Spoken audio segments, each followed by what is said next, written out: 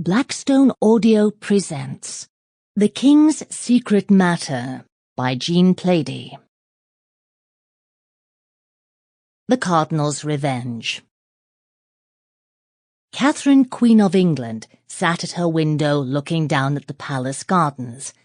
Her hands lay idly in her lap, her tapestry momentarily neglected. She was now approaching her 35th birthday, and her once graceful figure had grown somewhat heavy during the years of disappointing pregnancies. Yet she had lost none of her dignity. The humiliation she was forced to suffer could not rob her of that serene assurance which reminded all who came into her presence that she was not only the Queen of England, but the daughter of Isabella of Castile and Ferdinand of Aragon.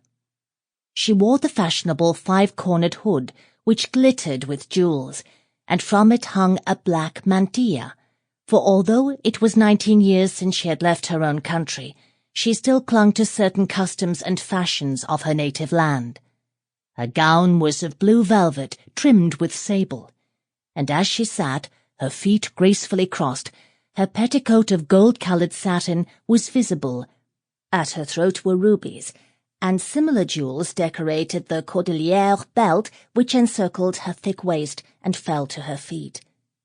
Now, as she gazed out of the window, the expression on her regular, though heavy features was serious in the extreme, and the high forehead was wrinkled in a frown.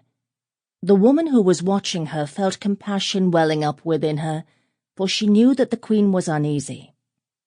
And the reason was obvious, thought Lady Willoughby, who, as Maria de Salinas, had come with Catherine to England 19 years before, and until her marriage to Lord Willoughby had never left her mistress's service, and even now returned to her whenever she found it possible to do so.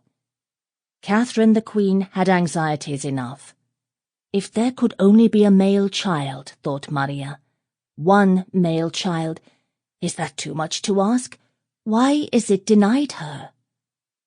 They had been so close to each other for so many years that there were occasions when they read each other's thoughts, and the Queen, glancing away from the gardens, caught Maria's pitying look and answered that unspoken thought.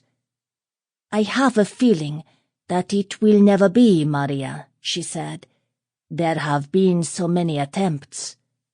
Maria flushed, angry with herself because she had betrayed thoughts which could only bring further pain to her beloved mistress. "Your Grace has a charming, healthy daughter." Catherine's face became young and almost beautiful, as it invariably... Sample complete. Ready to continue?